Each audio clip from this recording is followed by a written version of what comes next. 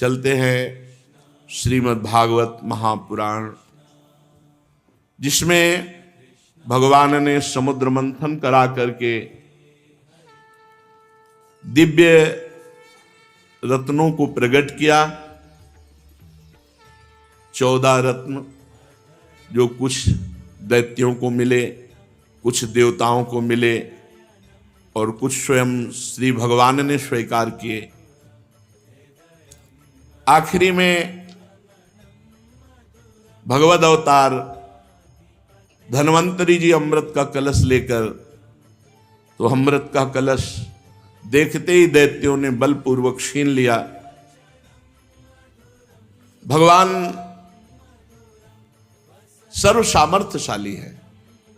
देवता बड़े चिंतित हो गए कि जिसके लिए हम इतना प्रयास कर रहे हैं वो प्रयास तो निष्फल हो गया। भगवान तो अमृत कलश देखते ही रह गए धन्वंतरी जी, और दैत्य छीन ले गए। भगवान ने कहा तुम चिंता मत करो, मैं अभी अमृत तुम्हें पान कराता हूं। इससे एक बल मिलता है। साधक जब साधना करता है तो उसकी साधना को बाधा पहुंचाने के लिए माया उसकी पहुंचते पहुंचते हटा देती है। जैसे सब कुछ हो गया, अमृत निकल आया पर पीने को नहीं मिला, दैत्य ले गए। तो भगवान की यदि आश्रित है तो कोई भी बाधा उसे परास्त नहीं कर सकती। सीम की चाप सटे को ताशु, बड़ रखवार रमापति जाशु। भगवान ने मोहिनी रूप धारण किया और स्पष्ट भगवान ने कहा कि देखो हम कुलटा हैं, स्वच्छंद चारणी हैं, हम पर विश्वास न करना। और मुस्कुराकर स्त्री सुलभ कटाक्ष, ऐसे सुंदर कि भगवान शंकर मोहित हो गए थे। सोचो, पास में त्रिपुर सुंदरी अंबा रहती हैं, त्रिपुर सुंदरी हैं, त्रिभुवन में कोई सुंदर अंबा जैसा नहीं है। तो अंबा पास में रहती हैं तो भला वो सुंदरता से मोहित क्या होने वाले। पर भगवान की ऐसी सुंदरता थी कि भगवान शिव मोहित हो गए। तो ये दैत्य बेचारे कैसे नहीं मोहित हो जाते। इन्होंने अमृत कलश हाथ में दे दिया। भगवान ने कहा उचित और अनुचित जो भी हम करें तुम हमें दोष नहीं दोगे तो हम अमृत कलश में अमृत बांटने के लिए तैयार हैं। दैत्यों ने कहा नहीं टोकेंगे। पहले भगवान दैत्यों की तरफ से गए पर नेत्रों के कटाक्ष से बांधते हुए अमृत किसी को नहीं पिलाया। पर जब देवताओं की तरफ पंक्ति में गए, दोनों पीठ की पंक्तियां बैठा ली थी कि एक दूसरे को देख न सके। बड़ी रफ्तार से भगवान पिलाते चले जा रहे तो दृष्टि दैत्यों की तरफ थी। इतने में राहु नाम का एक दैत्य ने सोचा कि आखिरकार हो क्या रहा है। उसने देखा, तुरंत मुड़ना ही था, ऐसे किया सो सूर्य चंद्रमा के बीच में था। सूर्य चंद्रमा ने कहा प्रभु ये राहु दैत्य। भगवान ने सुदर्शन चक्र का प्रयोग किया, जिससे अमृत अभी नीचे नहीं उतर पाया था तो नीचे तो अमृत हो गया, ऊपर का दिव्य हो गया।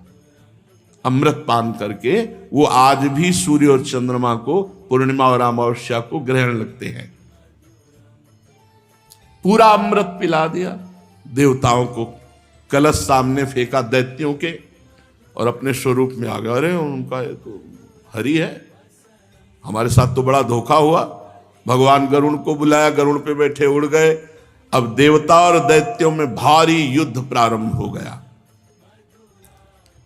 परम पुरुष भगवान की अहेतुकी कृपा से देवताओं में कोई घबराहट नहीं थी, क्योंकि अमृत पान कर चुके थे। नवीन उत्साह का संचार विविध प्रकार से दैत्यों और देवताओं का युद्ध हुआ। बलि ने कहा इंद्र, जो लोग काल शक्ति की प्रेरणा से अपने कर्म के अनुसार युद्ध करते हैं वो जीत और हार, यश और अपयश और मृत्यु इनकी परवाह नहीं करते हैं। इसी से ज्ञानी जन इस जगत को काल के अधीन समझकर ना तो विजय होने पर हर्ष से फूल उठते हैं और ना तो अपकीर्ति, हार और मृत्यु होने से शोक के वशीभूत होते हैं। तुम लोग तत्वज्ञानी नहीं हो, इसलिए फूल रहे हो कि अमृत पी लिया है। तुम लोग अपने को जय पराजय आदि का कारण कर्ता मानते हो, इसलिए महात्माओं की दृष्टि से तुम सोचनीय हो। हम तुम्हारे मर्म स्पर्शी वचन स्वीकार ही नहीं करते, फिर हमें दुख क्यों होगा। प्रहलाद पुत्र विरोचन, पुत्र बलि, इतने महाभागवत है। सुखदेव जी कहते हैं वीरवर बलि ने इंद्र को फटकारा, बलि की फटकार से इंद्र कुछ झेप गए। फिर वीरों का मान मर्दन करने वाले बलि अपने धनुष को कान तक खींच खींच कर बहुत से बाण इंद्र को मारे। इंद्र का अत्यंत तिरस्कार किया, पर इंद्र मरने वाले तो है नहीं, क्योंकि अमृत पी चुके हैं। भगवान ने दैत्यों को अमृत क्यों नहीं पिलाया, मेहनत करवाई? क्योंकि उनको पता है कि इनके पक्ष में मृत संजीवनी विद्या जानने वाले शुक्राचार्य हैं। एक भी दैत्य मरा नहीं रहेगा, जहां मरता मृत संजीवनी डाल देते हो। देवताओं के पास ये थी नहीं, क्योंकि दैत्य गुरु शुक्राचार्य जी को ये पता थे, दूसरे को पता नहीं है। तो इसीलिए भगवान ने विचार पूर्वक कि इनके पास मृत संजीवनी विद्या है और इनको अमृत पिला देते हैं, दोनों समान हो जाएंगे। देवराज इंद्र और बलि का बहुत समय तक युद्ध हुआ।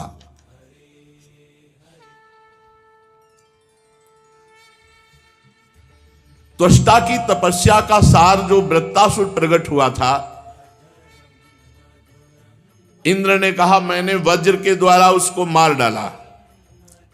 अनेक दैत्य जो बहुत बलवान थे, किसी अस्त्र शस्त्र से नहीं मरते थे, उनको मृत्यु के घाट इसी वज्र से उतार दिया। वही मेरा वज्र ये नमुचि नाम के दैत्य को क्यों नहीं मार पा रहा? ये ब्रह्म तेज से बना हुआ वज्र इसके गले में खरोच भी नहीं कर पा रहा। इंद्र बहुत विषाद करने लगे। नमुचि आक्रमण पे आक्रमण कर रहा है, पर देवराज इंद्र का वज्र काम नहीं कर रहा। तो आकाशवाणी हुई कि ये दानव न सूखी वस्तु से मरेगा न गीली वस्तु से, इसे वर मिल चुका है। सूखी या गीली वस्तु जो ना होगी उससे मर जाएगा। इसलिए इंद्र इस शत्रु को मारने के लिए विचार करो जो सूखी और गीली वस्तु ना हो।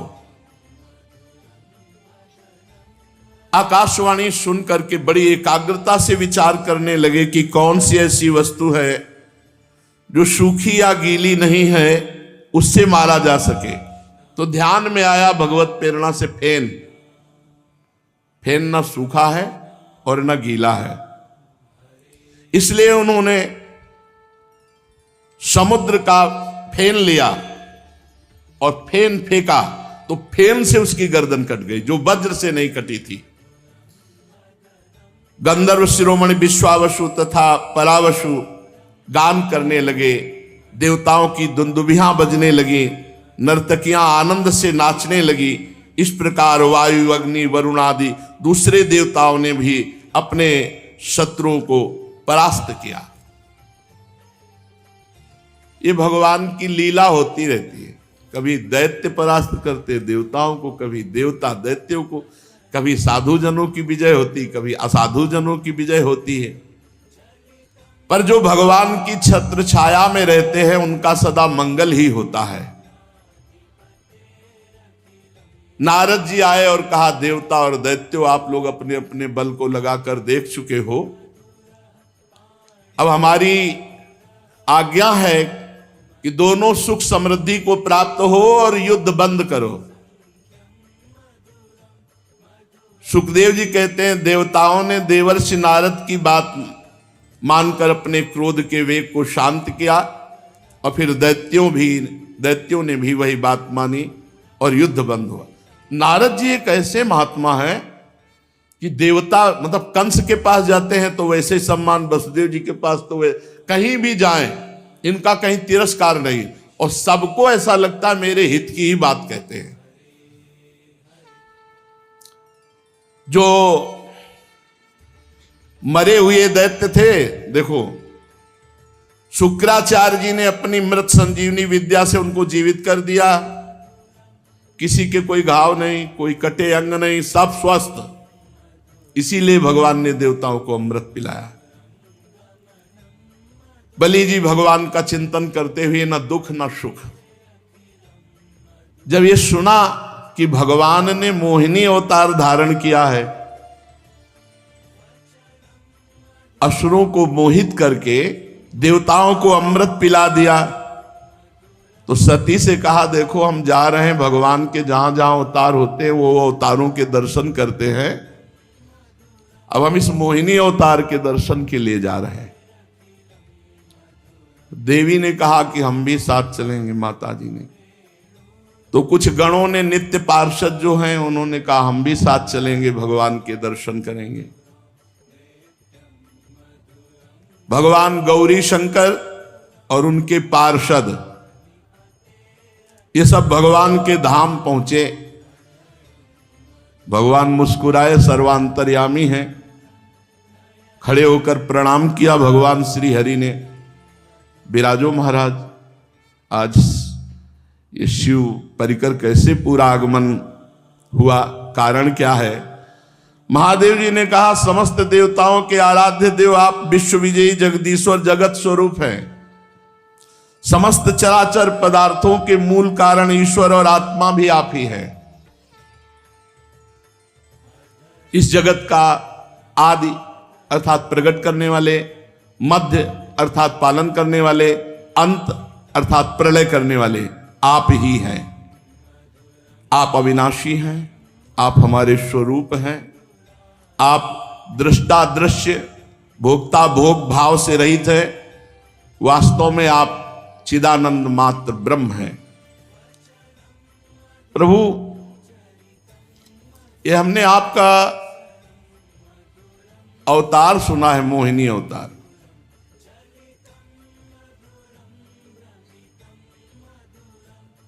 बड़े बड़े ऋषि मुनियों को सुख देने वाले अवतार तो हमने प्रभु देखे, लेकिन दैत्यों को मोहित करने वाला ये अवतार।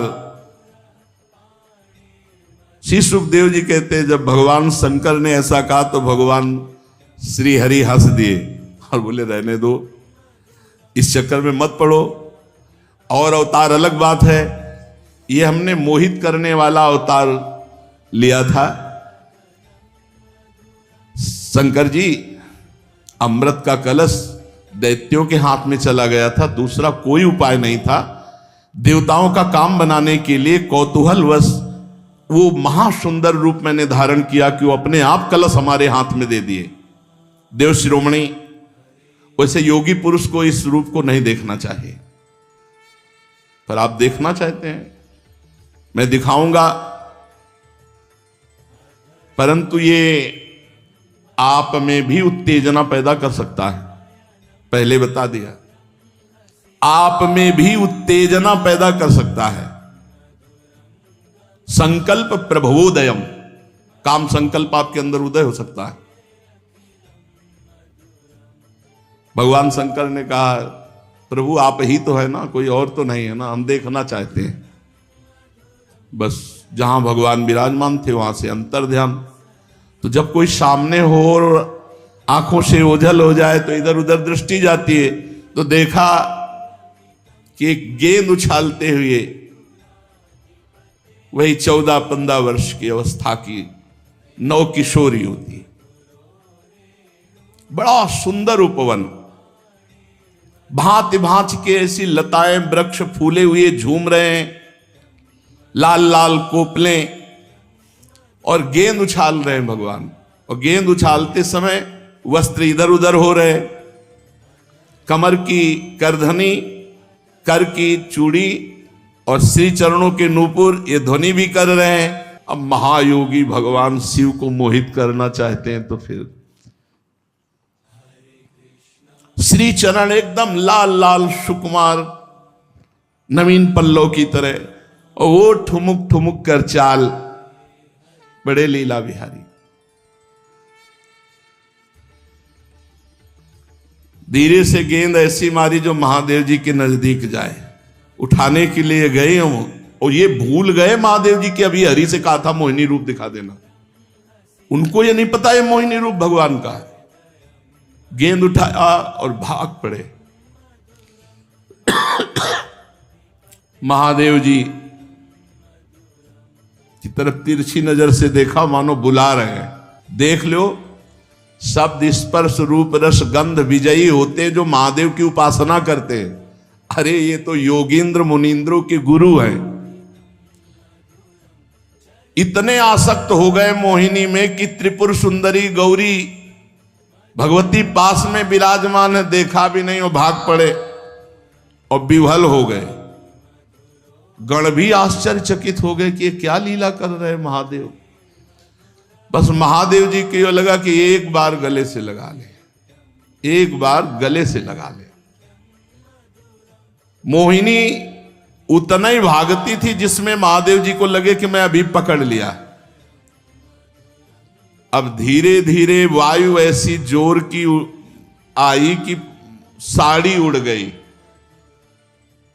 क्योंकि योगींद्र मुनिंद्रों के गुरु अगर थोड़ा भी अवसर मिला तो तुरंत ज्ञान जागृत हो जाएगा।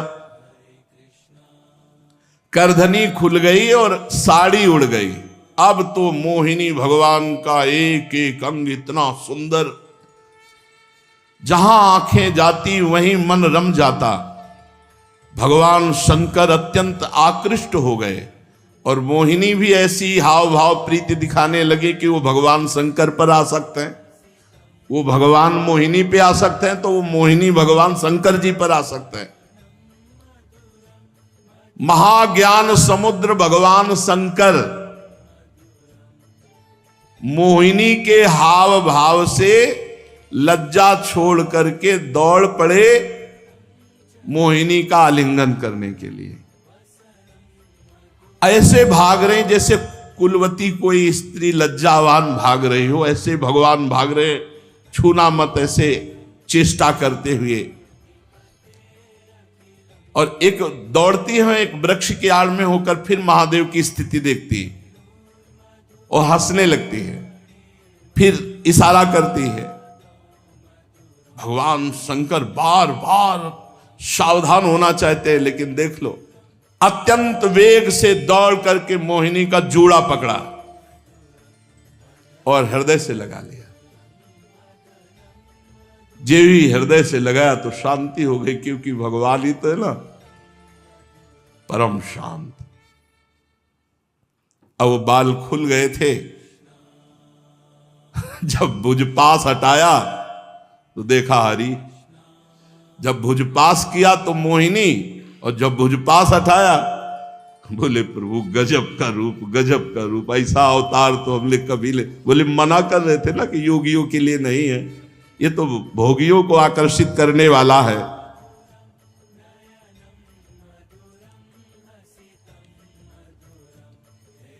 भगवान श्री हरि उन्होंने कहा, देव शिरोमणे, भगवान ही तो है ना, कोई दूसरी स्त्री थोड़ी है कि वो कामासक्त हो गए।